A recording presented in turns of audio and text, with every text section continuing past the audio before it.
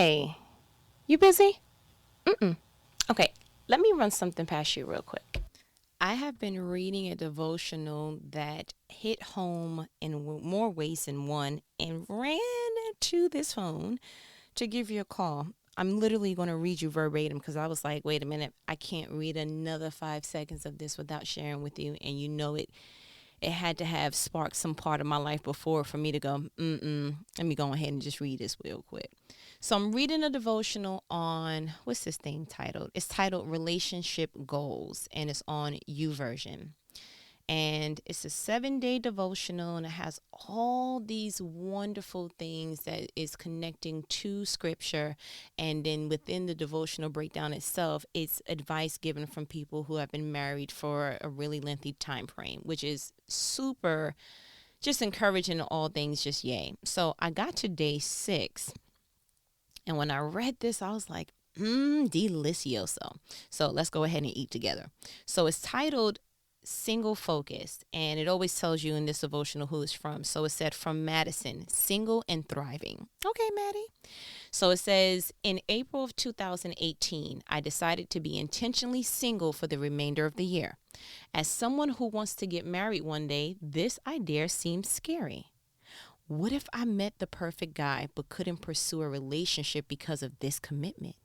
I struggled with these thoughts, but after spending time in prayer, I knew this was the right thing for me to do. Over the next several months, God taught me a number of things which I think are true for everyone, regardless of relationship status.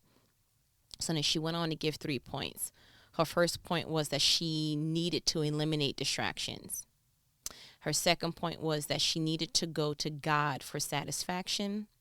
And then her third point was that she needed to ask God to give her his desires. And one of the things that this devotional ends with is something like reflection or consider. And so it says, are there any deep desires you're trying to satisfy in a person rather than in your relationship with God? Now, let me tell you why that hits home. I think a year before I met my husband, I had this inkling, very much like Maddie, that I wanted to be single for the year or for a year straight. I was like, bro, I've had a boyfriend since kindergarten, like literally, not even LOLing. I have always had someone as far back as I can remember where I had a crush on, I was speaking to, I was flirting with. Like, I have always had someone that I was talking to for forever. Now, I wasn't one of them fast girls, but I was very much liking the clay of the man that God made. Okay, great. And so I think this came after like just getting frustrated with the dating scene and just feeling like, man, this sucks, bro. Like, I'm lowering standards, trying to keep some of my things on my list. I'm trying. And I think it came after me not only being frustrated, but being broken over a situation. And I'm just like, okay, God, I'm clearly not doing this the way that you want, because I don't think that it's supposed to be this difficult. There was this one particular person that I was trying to force to be God's will for my life, and God was just like, I love you too much to allow you to settle in this particular quicksand. I can't let you do it. You may think that this is a good idea, but again, what do we talk about? There's a huge difference between something being a good idea and a God idea. So I absolutely went on this crusade, and I said, okay, you know what? And now again, it started off in frustration and just forget it. Just leave me alone. I don't want to be bothered. I did everything but change my number because my children understood and they memorized my phone number. So I just felt like it would be an injustice to them to go ahead and change it. So I was like, okay, I'm done. Just have a nice day, everybody. And so first couple of months, like cold turkey situation, it was like, because it wasn't, oh, I don't want to date. I didn't want to speak to another male, period. No, I don't want to go nowhere. No, I don't want to text you. No, to the NO. And I started, if I'm honest with you, that year was probably the most profound year of my life. it was extremely liberating to feel like, wow, I took 12 months to really understand and dissect myself without trying to feel this need to want to impress someone. Because again, I don't care how strong willed and minded you are, when you are in the dating realm, you are trying to impress whoever it is that you're trying to impress. And so I think that if it's not contained in a certain way, it starts to look like you are no longer impressing, but you are starting to conform. And I needed to really understand the demarcation between who I am, how far I'm willing to go to impress someone else, and what is the difference between, someone birthing a side of you outside of someone contorting who you are. Like I think I told you before, I was in a situation where this person wanted to party all the time. I mean, day party, brunch.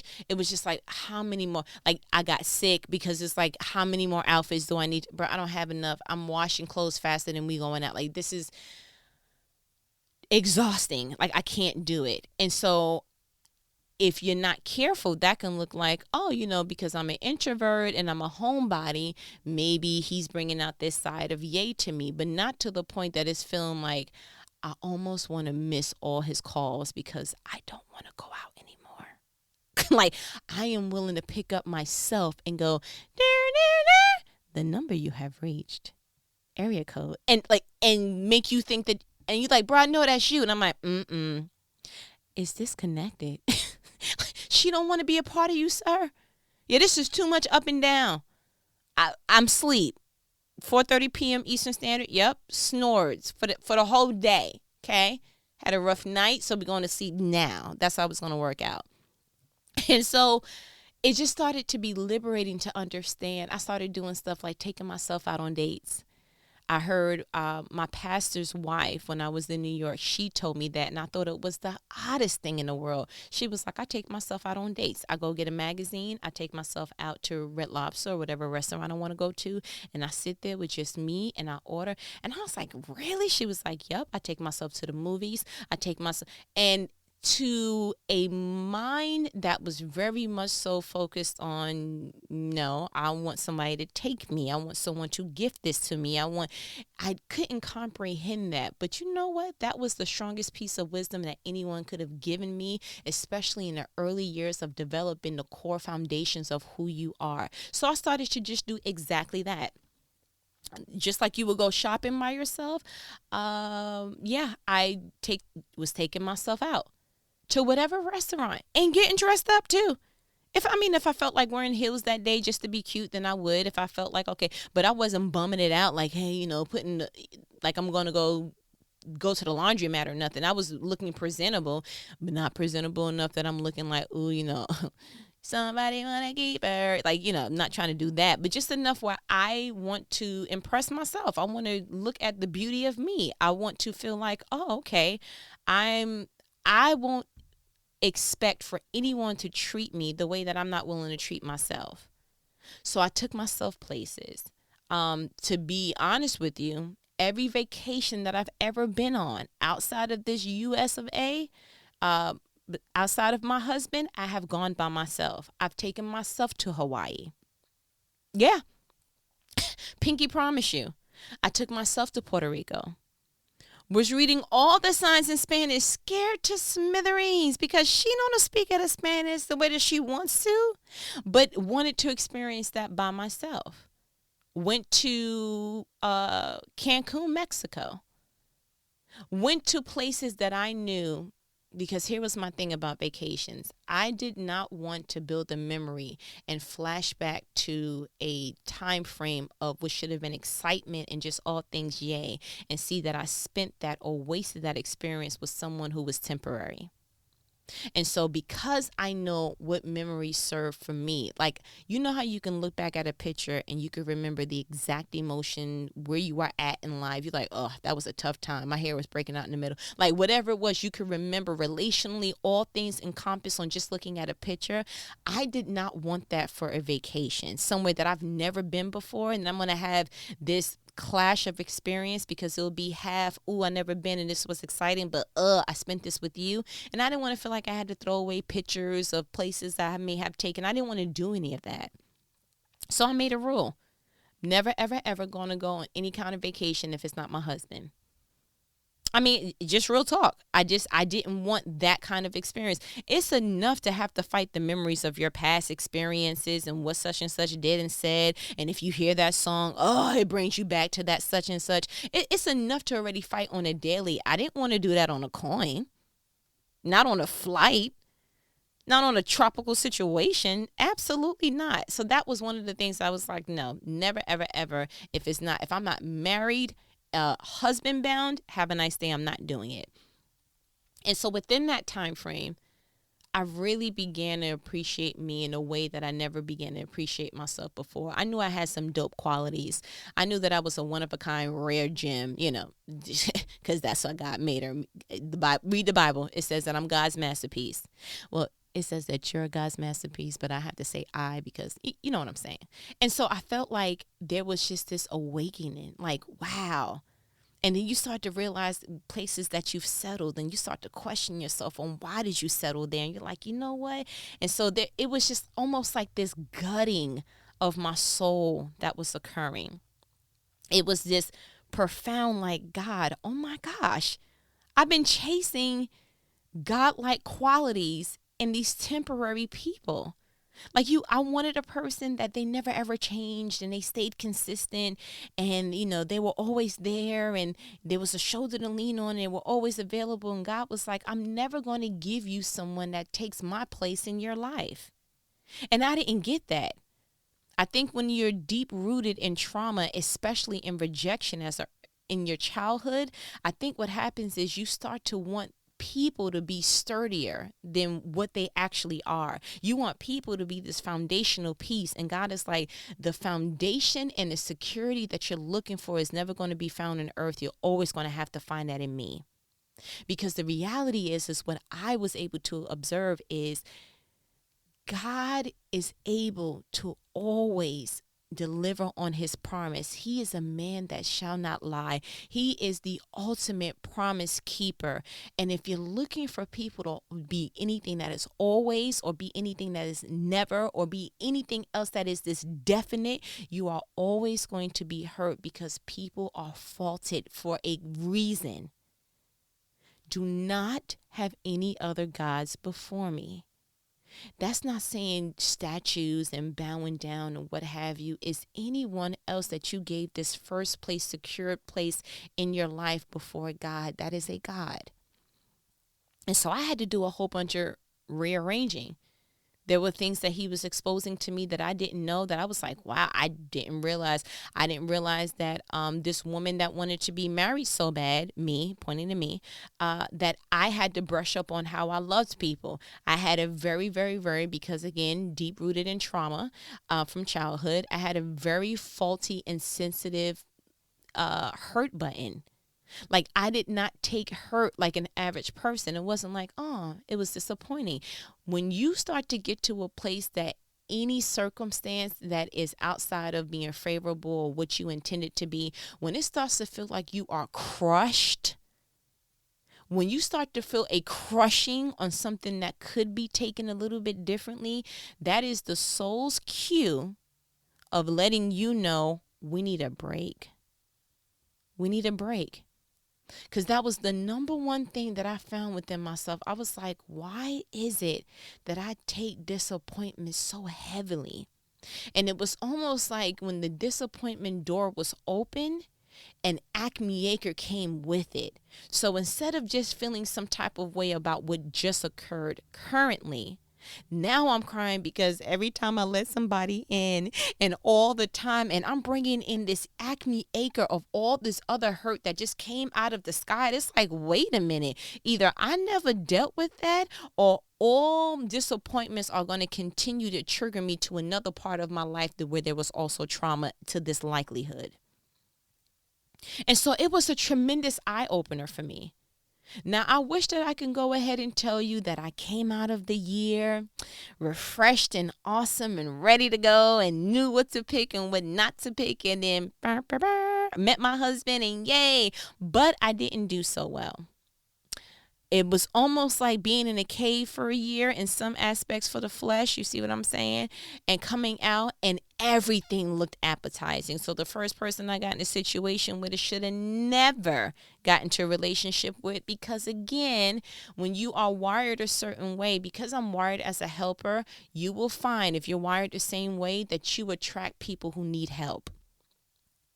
Please be careful on the people that you do try to help, because let me explain something to you. There is an assignment for the people who God has around you and all those particular things, but you are not supposed to be building a bear. Okay? Just want you to go ahead and just get that for free. So I went ahead and had that situation. It was short-lived. I ain't gonna hold you. It was kind of emotional, very irritating, because I was like, bro, I did not come out of my year to be dealing with foolishness. And it was just, I was on another level. It was almost like in the spirit, I was college bound and I was trying to entertain someone who was in 5th grade. Yeah, you're about to graduate, but even once you do, you still won't be on my level. You'll be in middle school. You see what I'm saying? And so then that was like not doing it. So then I had a little bit of a break because it was like, I should be doing better than that. Then I went ahead and had one more situation by the end of the year, I think, kind of, or I gave it some space, like, whoa, because I had friends who were keeping me accountable. And they was like, bruh, did you really just come out of your year and just waste it on Buddy? Like, seriously. And I was like, yeah, okay. All right. So let's just go ahead and rebatch. No, I'm not about to do another whole year again, but I think I have enough in me to say, okay, let's roll back. Let's kind of do something different. Came out, had one more situation that was like, yeah, this is clear. Again, an extreme form of help. Like now I attracted someone who had an issue with alcoholism. I've never dealt, but God was just clearly like, abort, like, this is not where I have you going. Now someone may be built for that, but it wasn't me. And so I had to go ahead and gracefully lay that down. And then what that started doing is helping me go ahead and erase anyone else that was still kind of lingering and around, because what I did within the year is I deleted and blocked everyone that I possibly could. What the greatest part of that was that when it was time for me to meet my husband, I didn't have to call a whole bunch of people and say, hey, listen, I'm in a really, hey, I just want to, hey, I didn't have to do the hey.coms. I didn't have to keep doing that because it was already done. And then the people that did kind of come along, the 2-3 people who did, it was like you're blocked anyway. So that's how that goes. It's a mutual understanding of never talk to me again. But I wanted to point out something that was pretty dope, because, I try to go ahead and just in everyday life and just reading these things, try to connect it back to the Bible in some kind of way.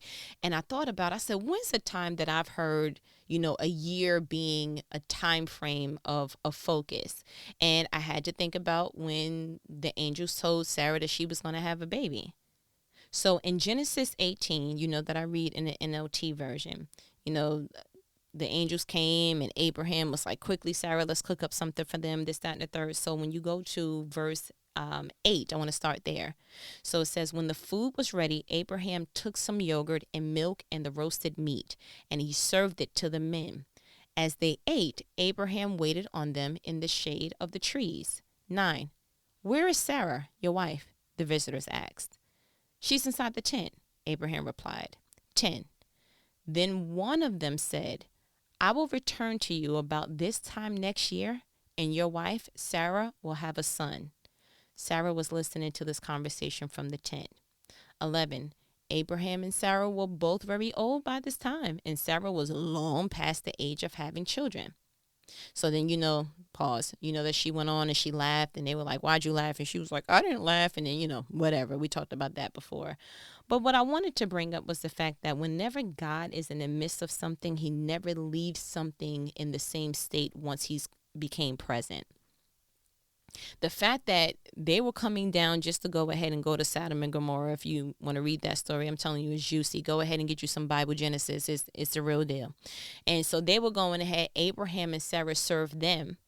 So they went ahead and they were eating and they were doing all these particular things. But I love that God is God enough to go ahead, and while you're serving him, he looks at your situation and he goes, this is where I can produce more for you. And so he looked at Abraham, he looked at Sarah, and he was like, you guys don't have anything that you haven't produced or made or created, co-created as a child. So let me go ahead and let you know. I'm not going to do it right now in this situation because y'all got some stuff y'all need to clear up. So what I'm going to do is in 1 year, around this time next year, you will have a child. I know the situation looks impossible. I know it looks like, man, the Bible went the extra mile to say they were in a very old age, and then to the point that they were so old that Sarah laughed like, sir, I haven't seen my Scooby snacks in years, sir. Okay, you can have a nice day. I don't know what you're talking about. I didn't laugh. Try to go ahead and do that whole thing. And I just really thought to myself, if God was able to say that in your life, what area of your life would he be saying to you about the year? Like if you could really focus on a year from now, just like we read in the devotional earlier, hers wasn't January 1. Woohoo. Everyone doesn't get that new fresh start. Hers was April. So if you had to really get it in your head and say, okay, a year from now, what could you apply that to? Like a year from now, what if in one whole year you took 12 months and said, I'm going to do nothing but relationship sorting and repairing? Meaning the relationships that no longer need to be in my life, they are no longer thriving. We both are not serving one another. I don't even see the point of us even talking anymore. Like now it just seems like I'm just a part of you, just to kind of have an ear to the streets. I don't know what it is, but you know what? That relationship needs to simmer, and not only simmer, just get it off of the stove completely and focus on the relationships that you need to be repairing. It's not easy to always go ahead and apologize to someone. It's not easy to always have that tough conversation, but you know what is extremely difficult? Trying to go ahead and have peace with the fact that you missed the opportunity to do so when they were here on earth, or when they were able to hear that. Trust me, hand in the air, my right one to be exact, had that situation. What if you just took 12 months to just go ahead and sort relationships out in your life? What if you really took 12 months and studied like you've never studied before in school? I'm talking about you already know, without studying, without putting the extra you a smooth B minus, B, C-ish. You passing, you doing what need to be done. But what if you really went ahead and said, you know what if I really applied myself? Like for, if no other year, a solid 12 months. What if I know freshman year, but what if you really went the extra mile? What if for 12 months you were intentional about making bold moves of faith? That you applied for stuff that you just knew, woo, this is going to take an act of God. That you went ahead and looked in neighborhoods for houses and stuff that you were like, ooh, God, I can only pray. You see what I'm saying? It just feels good to go ahead and be a part of the subdivision. I just want to smell what they smelling in here. You see what I'm saying? What if you really started to do things to not only help that dream, but kind of aided you toward that? Like really started going ahead and saying, okay, so what is needed for me to go ahead and live that life? And you were intentional about it for 12 months. What if you really budgeted your money? And every Starbucks and fast food, little petty money, what if you really went ahead, because we talked about budgeting, what if you really did that for like a whole 12 months? Like, listen, you've been handling money the way that you've been handling money your whole life. What if you did something different for just 12 months? Guarantee you will have $1,000 by the end of the year. Want to know how I know? Because you only need about $85 to get $1,000 by the end of the year. I mean, real talk. You want to do the math real quick? Okay, let me go ahead. Okay, so 1,000 divided by 12, 83. Okay, 83.333. So $84. So what's $84 divided by 4 weeks? Oh, that's $21 a week. $21 a week. Oh, what's $21 by each day? That's $3 a day. I guarantee you, if you were to pull up whatever you swiping, no swiping, whether it's your debit, your credit, or what have you, I guarantee you that you're spending more than $21 a week. Somewhere. You're spending too much on some part of your bills, your electricity somewhere. Guarantee you we can squeeze $84 a month. You see how I'm looking at you? Okay, just want to go ahead and make sure you got that information. What if you really worked out consistently? And I'm not talking about no hardcore, like I did 3 hours in the gym. I'm not expecting for you to be, the gymrat.com. We're not looking for that. But what if you really said, okay, I'm going to start walking more intentionally. I'm going to do some kind of cardio. I'm going to hit these sit-ups in the morning and at night I'm just going to at least, even if I only commit to 30 sit-ups every morning, every night. I'm going to do it for 12 months though. Okay, great. Even if I said I'm going to just hit these 30 squats a day, whatever it is, but I'm going to do it for 12 months. So what if you really committed to the bare minimum? It's just the bare minimum, but the consistency is your issue. What if you did it consistently for 12 months? What if? What if you really started eating what agreed with your body or with your body goals? Oh. Because again, you can go ahead and do them sit-ups, but if you hitting them cinnamon buns, okay, and that lasagna and that pasta, the way that you hitting it, you could just forget about it. You might as well just go ahead and just lay down for 30 minutes because it's the equivalent. It did nothing but add to you, okay, in a way that you don't want to be added to. What if you really became intentional on the company you keep? That you really started looking at your friends like, okay, bro, all right, evaluation time. I know you don't work for me, but you do work for me because you're in my life. So do you work for me? Huh? Like, do we work for each other? Are we serving one another where we are getting the benefits of being in each other's life, or are we just another name to a social media platform and another phone number holder in a contacts book of your phone that we just no longer need to have it in existence? What if Jesus came down right now, or sent his angels down right now, and they said, this is the lack that's in your life. A year from now, it won't be like this. What would you need to do to make sure that that came into fruition? Now, unfortunately, Abraham and his wife, they try to go ahead and piece together God's plan the way that we try to do too, right? Because Sarah just knew. She's like, bro, I'm looking down and I can't even see my toes anymore. So good luck on him finding how to get me pregnant because, putting on a little bit of weight. And, that's going to be great. So she looked at her maidservant and was like, hey, go take Hagar. Y'all do what need to be done. She look like she can, she can go ahead and provide what God said. So let's go ahead and do that. And isn't that just such an injustice? Like, don't we do that? Don't we hear or feel a prompting or God downloads what he's getting ready to do in our lives? And then we try to figure out a clever way that we can make that happen. Like, he didn't ask you to help him. Matter of fact, he gave you a present. Well, you should take it as a prize that he even looked at you like you were enough to let you know put you on a God plan. He told you, mere human, the God thing that's getting ready to happen in your life. Yeah, that wasn't for you to go ahead and try to figure out ways to make it. When he gave you that vision on entrepreneurship, he wasn't trying to get you to scurry along and keep trying to figure out ways to get noticed. And he just said, listen, be consistent in what you've been doing and I'm going to add to you. Be consistent in what you've been doing and I'm going to add to you. Someone needs to hear that. I actually repeated that from myself, to be honest, but I'm sure you can serve it and, eat off of that as well. But I wanted to have this conversation because you know what these conversations are about. They are life-provoking conversations that sometimes is kind of hard to have, but others that is like, you know what? I'm glad that we had this conversation because if I'm honest and I zoom back out of my life, I do see that I've been kind of doing the hamster wheel kind of situation and I've been doing nothing real fast. You've been wanting something, but you've been in motion, but the motion hasn't really been fruitful. So I want you to go ahead and really, your challenge is zoom out. What could you be doing now that a year from now you would have a completely different result? What is God trying to do in you that if you really gave it focus, God can actually present what it is that he has for you?